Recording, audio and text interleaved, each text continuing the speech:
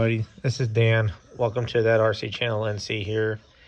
And today's video we're going to be talking about more upgrades you could do to your TT02. So let's get into it here. Here we have my son's TT02. You pretty much can call it a TT02R because he's got all my R parts off my race car. And this car has oil-filled shocks. It has the single cardan axles up front. It has the single cardan axles in the rear. Don't mind that oil. And he's got 2-degree toe-in uprights on the rear. So, and he also has the adjustable tie rod ends here. Now this is what I was talking about in my other video about steering upgrades for your race car. Is all that slop there. So not even that, but we're going to convert this car over from a single R to a double R. So a double R, what that does is it will take your car and you'll get these nice Tamiya adjustable upper control arms on the front and on the rear to where you can adjust your camber angle for your tire. So we're gonna go ahead and we are going to break this car all the way down, and we're gonna install the parts, and we're gonna do our shims here and get rid of all that. And this is kind of a testament to the race car and what these shims do. You can see all that play there, all that play there. Well, that's actually loose.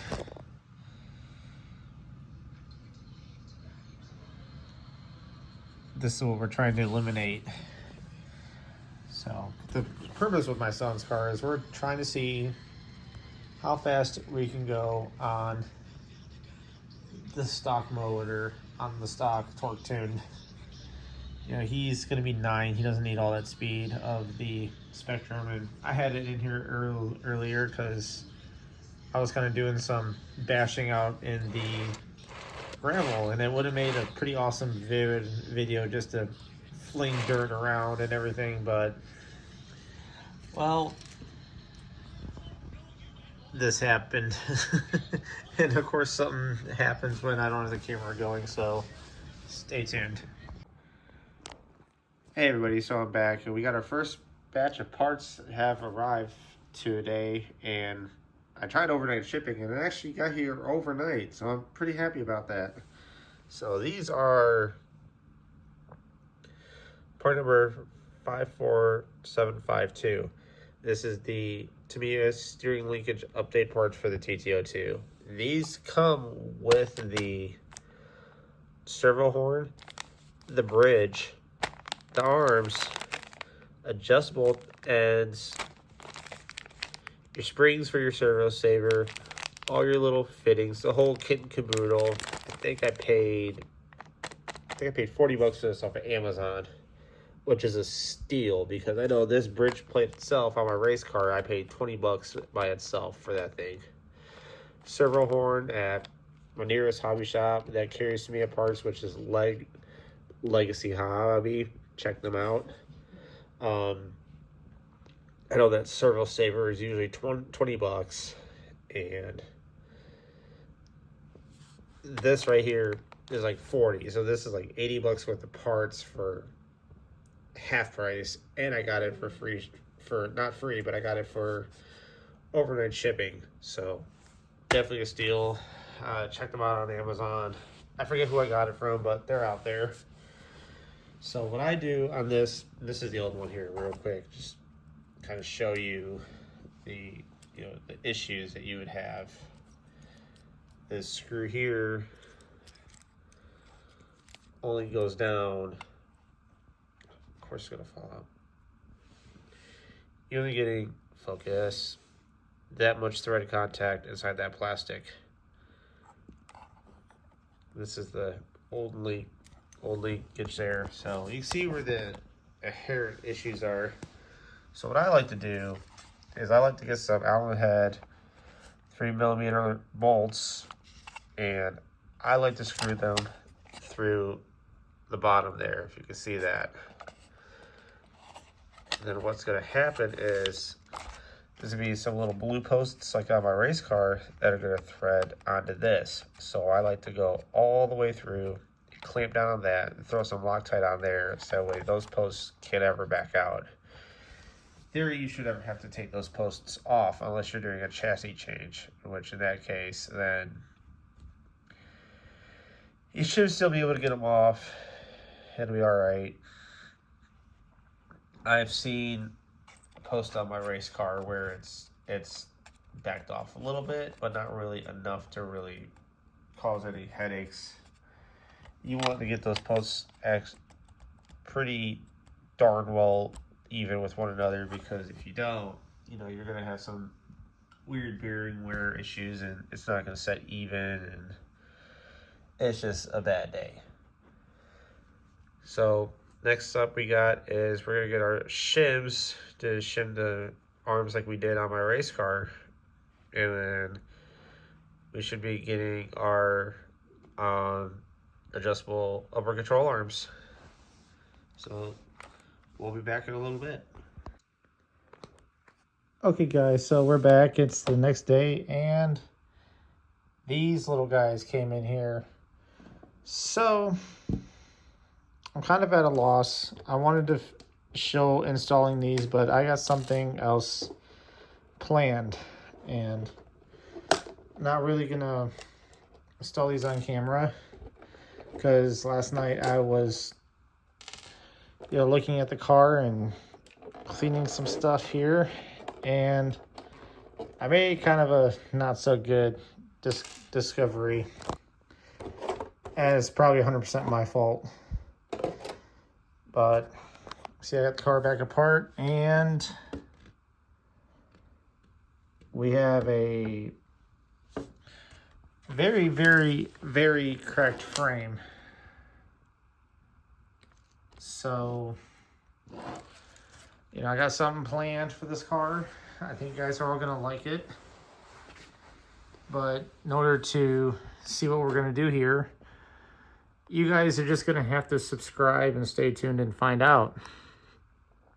Anyways, guys, sorry the frame broke. There's one coming, and I think you guys are gonna like what we got planned for this.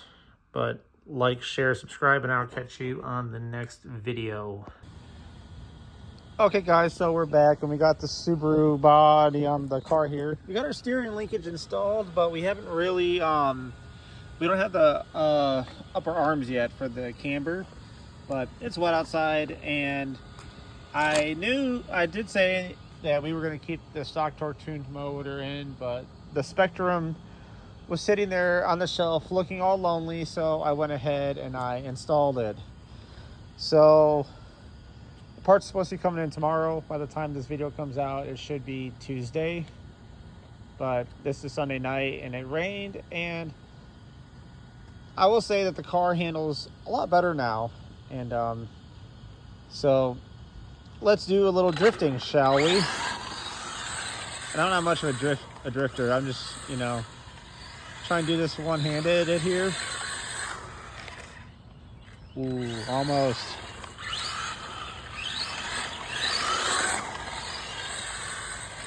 When I was a kid, my dad used to take me on snow-covered roads to teach me how to drive when I lived in Ohio.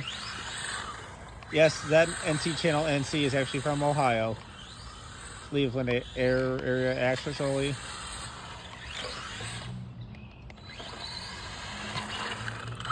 But it teaches you how to be an amazing driver. And I don't consider this amazing, I consider this having fun.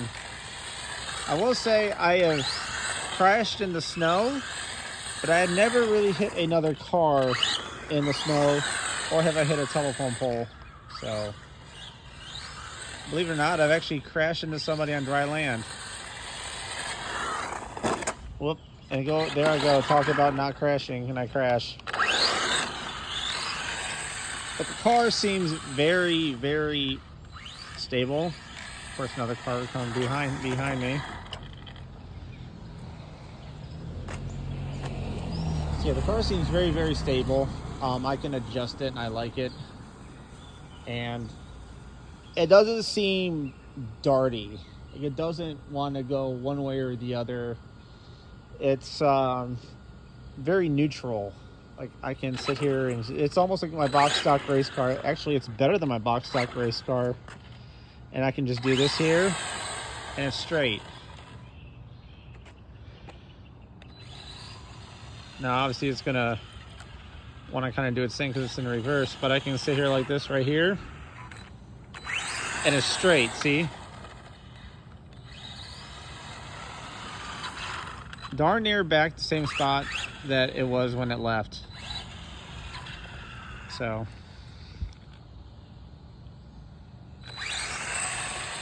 straight. That's what you want. No correction on the wheel at all. So I consider that a success. I'm gonna pull the car back over here and kind of show you guys the goods. And this is probably one of my top 10 or top 5 mods you need to do to these TT02s. Crap, where'd that go? I'll find it. One of the clips like always went whee. So it's gonna be messy inside here because it's wet.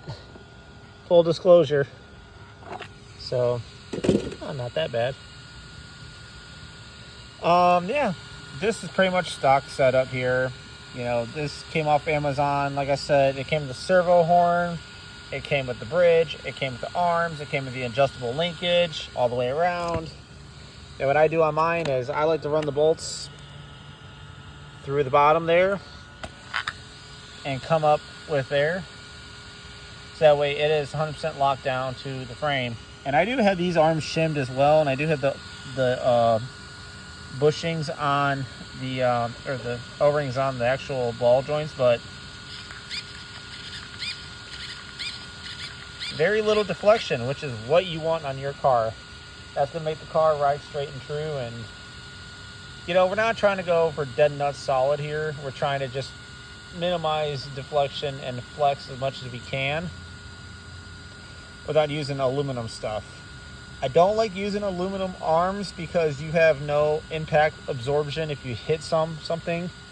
I can't count how much money I've spent on aluminum parts, and I hit something or I wipe out and I hit that wall of death over there and it just breaks your nice $20 aluminum parts. Next thing you know, you have nothing left. So it's plastic for a reason, and the reason isn't them being cheap. Plastic because plastic will absorb the shock a lot better.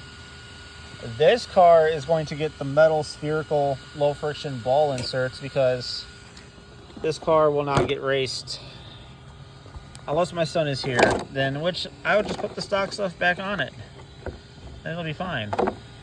I also did put before I put that on, I'll show you the metal dog bones that I put back inside of there. I do have CV axle ends, but the CV axles are too long, so they bind up inside of there, which is what you don't want. So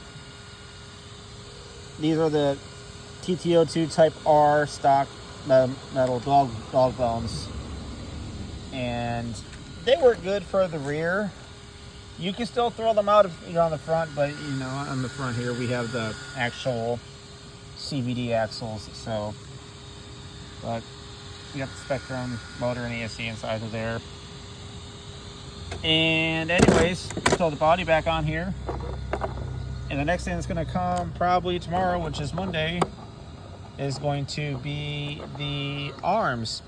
And I will install those. And then I will show you how to set your camber. So stay tuned, guys.